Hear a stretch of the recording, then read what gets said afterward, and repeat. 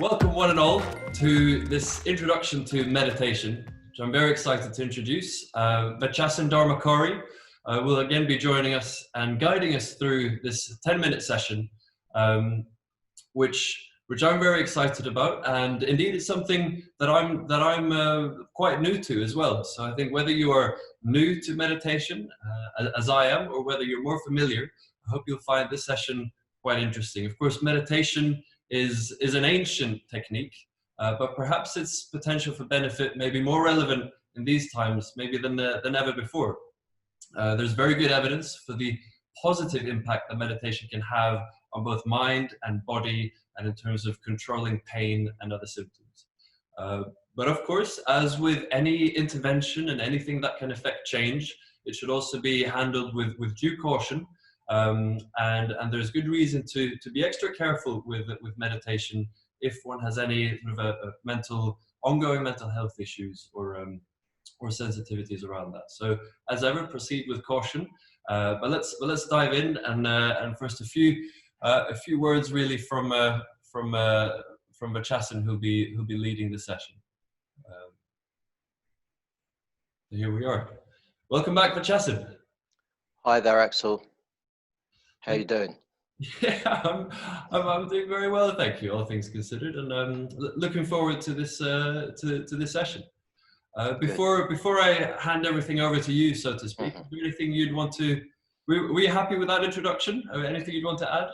No, I think you're right. I think if anyone does have ongoing mental health issues, they may want to take caution when meditating, and maybe seek advice as to whether it's appropriate, as one doesn't want to kind of upset a balance in terms of maybe how one is reflecting on the mind and what is going on in the mind.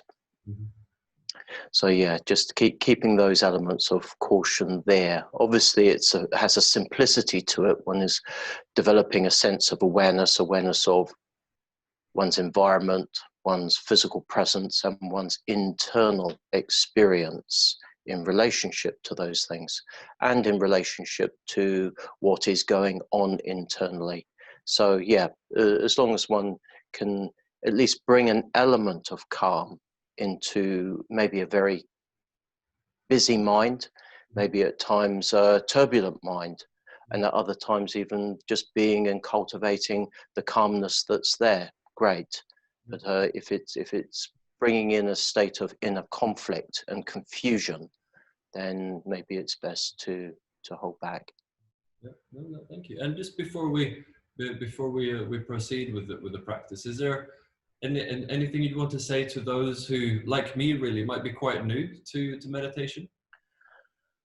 Well, I started meditating. I sought meditation out at a young age. I felt I needed it, and I was with a particular meditation school for over 2 years, which I went to regularly, pretty much every week.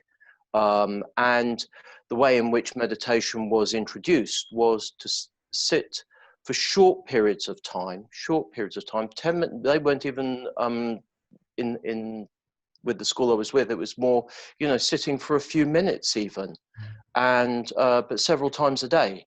And it didn't matter what the environment was. It doesn't have to be a special space. I mean, I did dispatch riding on motorbikes in the 1980s, and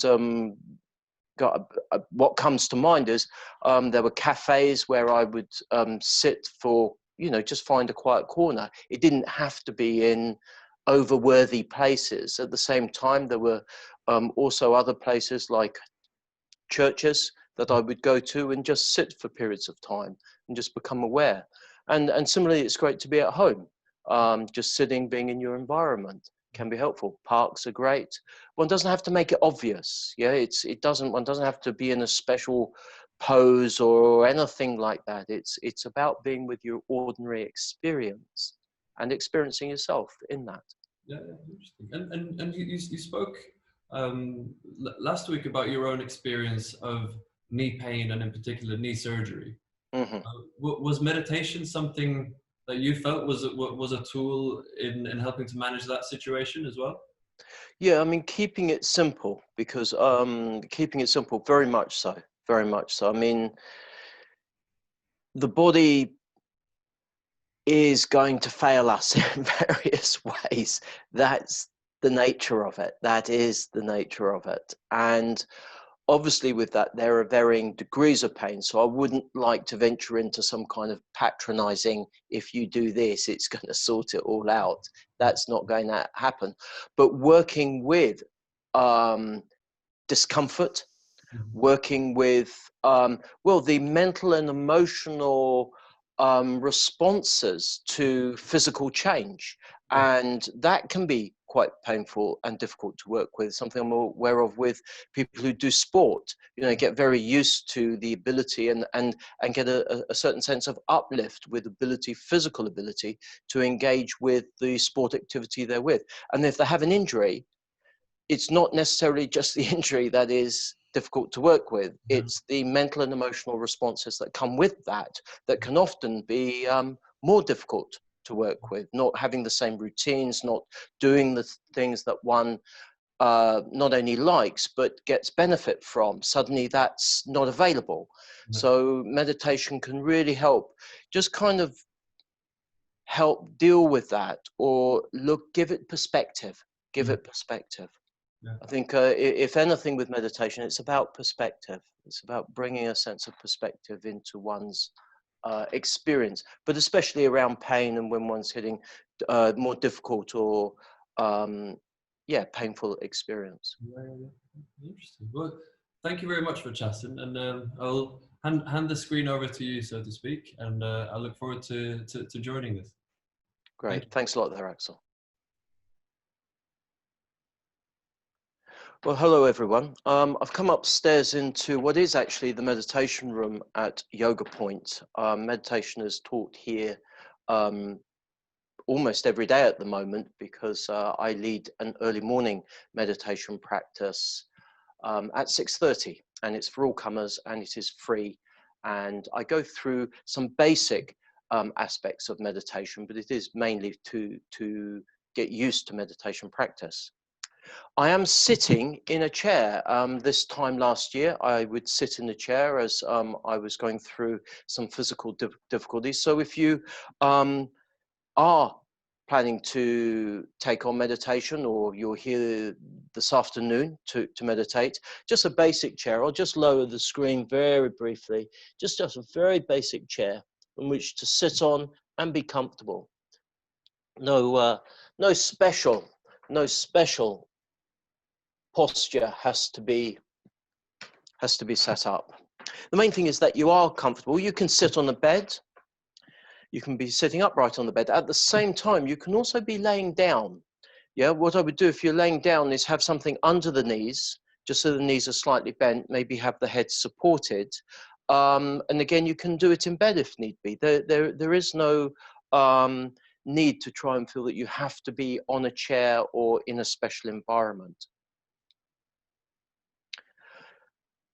The main thing is, once seated and settled, is to become aware of your environment, your sense impressions. Sitting comfortably, fairly upright, feet on the floor, supported, hands be it on the lap or on the side, or if you want to even have the hands just resting on the armrests of a chair that you're in, that's fine. You can meditate with the eyes open. They don't have to be closed. But if you're going to have the eyes open, just have a little bit of a gap and soften the gaze. Soften the gaze. Now, the mind moves at pace. It moves through space and time. One can very easily start reflecting on the past. One can also project to some degree into the future. The mind also moves through space. We can reflect on where we might have been earlier today, and maybe where we're going to be later on today. In this way, the mind has a real ability to shift around, and it's not that that is wrong. It's a natural default of the mind, a natural reference point for the mind in which to respond to our situations.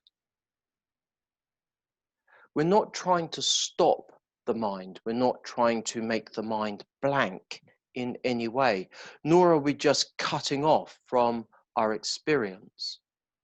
So in sitting comfortably and at ease, be it with the eyes a little open and the gaze soft, or with the eyes closed,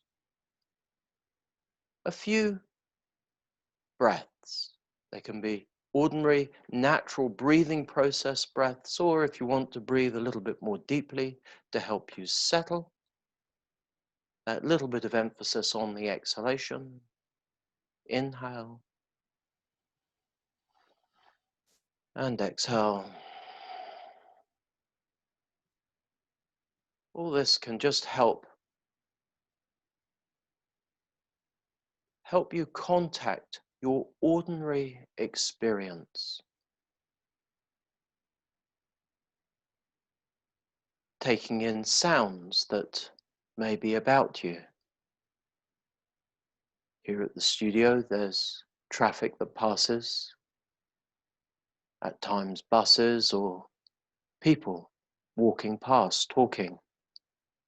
You just become aware of sounds in your environment. Maybe a radio, there may be a dog barking. There may be stillness and quietness.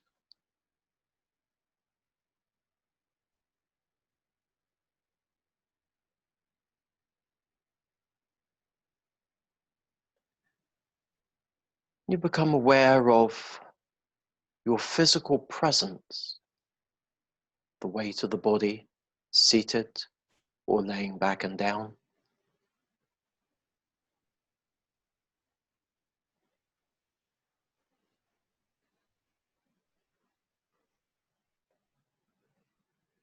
Become aware of temperature, or even if you happen to be outside, maybe air passing over the surface of the skin.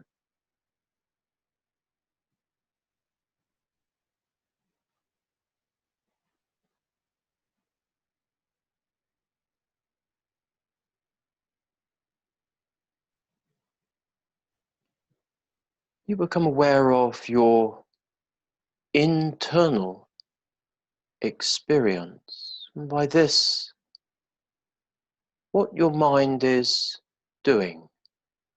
You're not trying to stop it. Rather, you become aware. It may be caught up in flights of fantasy or apprehensive to what's going on. Maybe calm. You suspend judgment or critique. You're literally becoming aware of your experience, the mind's movement, your sense impressions.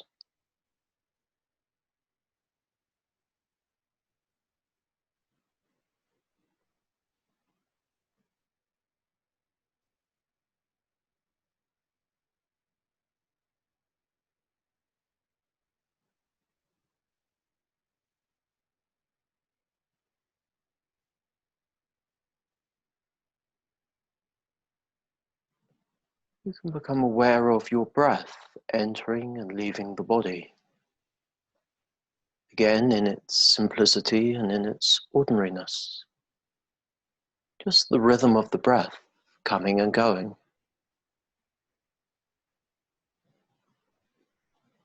You may at times quite naturally take a deeper inhalation and exhalation, or maybe over consecutive breaths.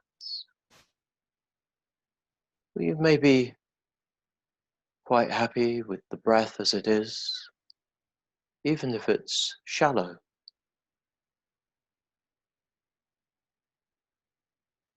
In this way, calming the mind around the breath, settling the mind around the breath.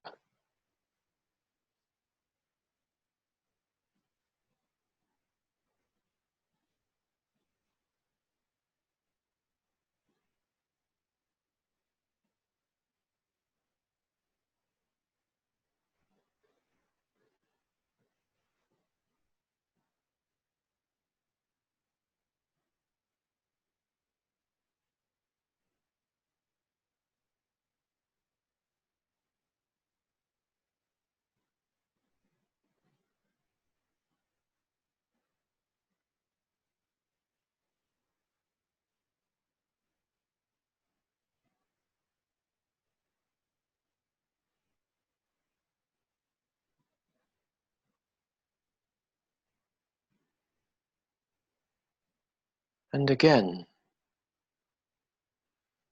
becoming aware of your internal landscape. It may be calm. It may be agitated.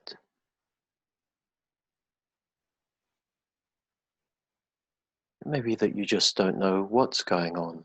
All experience is valid.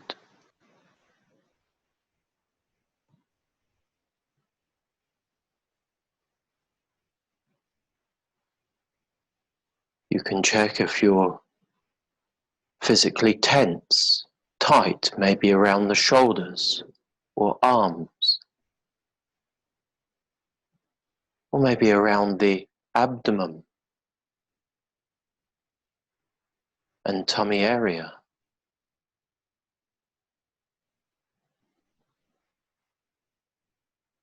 Again, there's tension. The inhalation, exhalation, possibly a little deeper, can help you relax and release, so the mind actively engages in releasing the body, its tensions,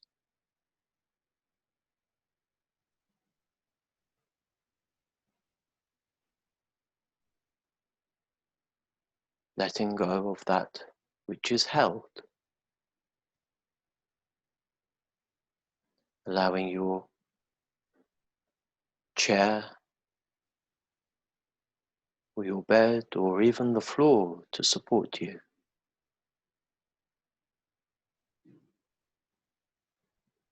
And again, the breath entering and leaving the body.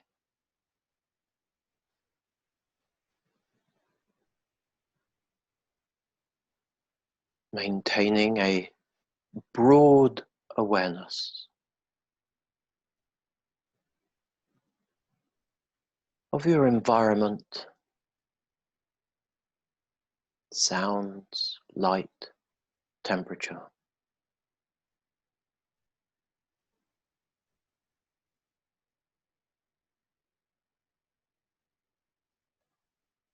Your physical presence.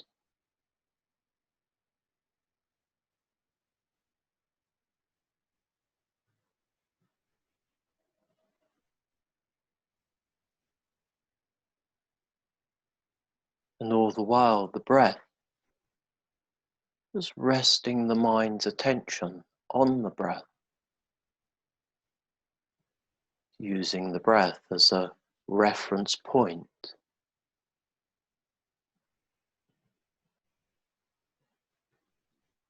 a platform on which to become aware of your experience.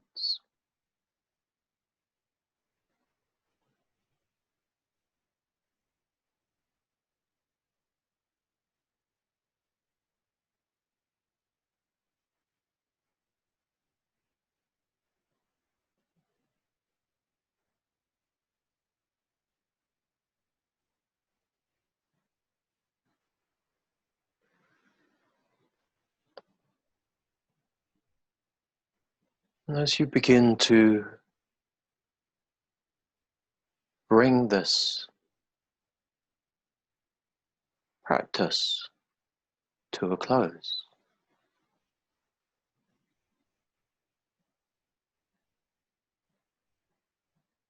just being with the transition from the body being fairly still, maybe with the eyes, or having had the eyes closed, you begin to open them. With it also the breath, deeper inhalation, exhalation. You begin to move the body.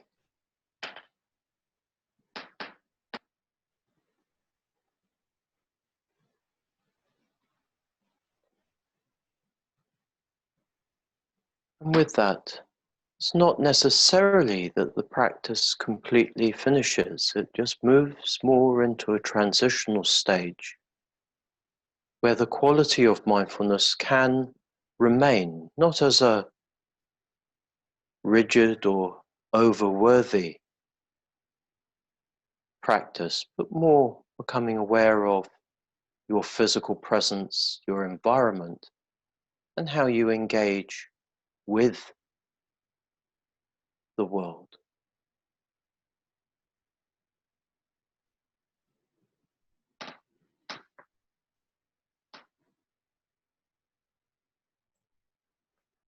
So that is a very short meditation on mindfulness, basic practice, but fundamental. These are the foundations of meditation, foundations of mindfulness.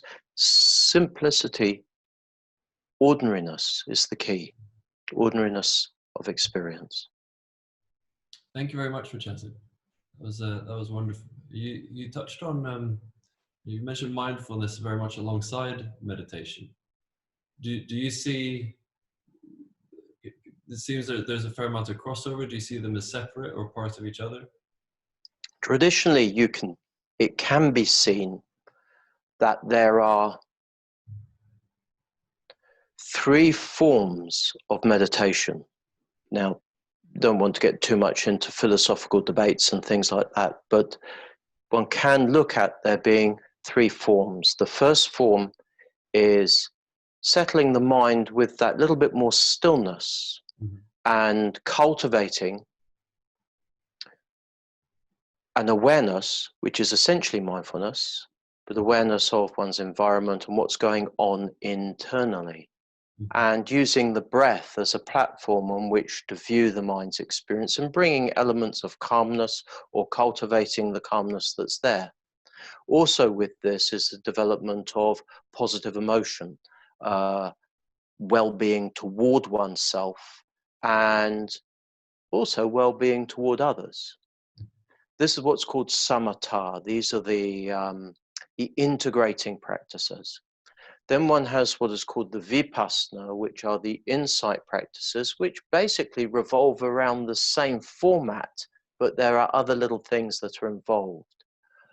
Mindfulness is the active part of the practice, how one engages and interacts with the world in obviously a way that has common sense. One's not trying to, for want of a better word, kind of prove anything, be it to others or necessarily oneself, in terms of how aware one is. But it's about kind of, one call it's almost like call and response. One's aware of what one's doing and aware of the responses back. And in that, one can make little adjustments. You know, if one's saying things that are being misunderstood, then one changes course of communication to be better understood. And often it doesn't take much feedback from another.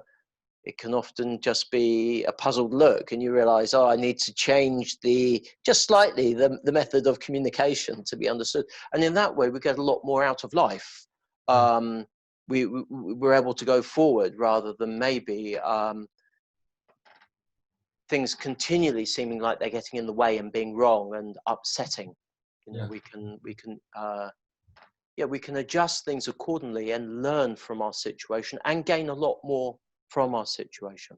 Yeah, absolutely. And it's as you said before the practice around, you know, there's I guess as with most things, meditation is not some kind of magic bullet that will help to you know, open up all these various things and help to deal with pain, but it's something perhaps that can help with the process of managing these things, that can help with the mindset around these things, that can help to make them easier to manage perhaps, or more manageable. Or very much so. One can almost anticipate elements that little bit more. As I said, the mind moves in a particular way and one can anticipate difficulties, therefore making adjustments so to avoid those difficulties. And one can often obviously reflect on things that have been that one can improve to make one's life easier. And also it's about being able to meet our experience. That unpleasant experience isn't necessarily something to just withdraw from or feel ashamed of, etc., but to almost, dare I say, embrace. I said a little earlier about the Vipassana or insight practices. Well, the insight practices are very much based on, can often be about unpleasant experience, that actually by taking them on in a way, sensibly, all things worked in a balanced way, that actually we can not just learn, but actually gain a degree of insight through adversity. And we become bigger, we become stronger. I mentioned this morning I don't say much in the morning practices, but I mentioned one of the books I read many years ago had a huge impression, as I think it had a huge impression on many people. And the life of Nelson Mandela had a huge positive effect on people. And the adversity, okay, it wasn't necessarily physical adversity, but there was physical adversity in his experience at Robben Island. But meeting adversity and oppression is something that meditation can help us deal with, and become it can become a real tool to help us work in those situations. And I would always say, we're not alone. Find people, find others that are doing and working in similar ways.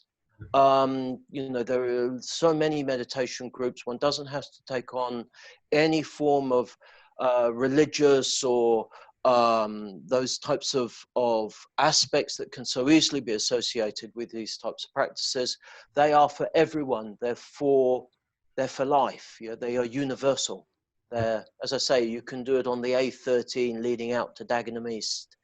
You can sit on a bench on a busy road and just come to. I was going to say perhaps not while driving, but Not while driving. no. Yeah, no. Okay. But then again, mindfulness is there for driving. I mean, there is that mindfulness element. Yeah, for sure. It's maybe don't close the eyes. Yeah.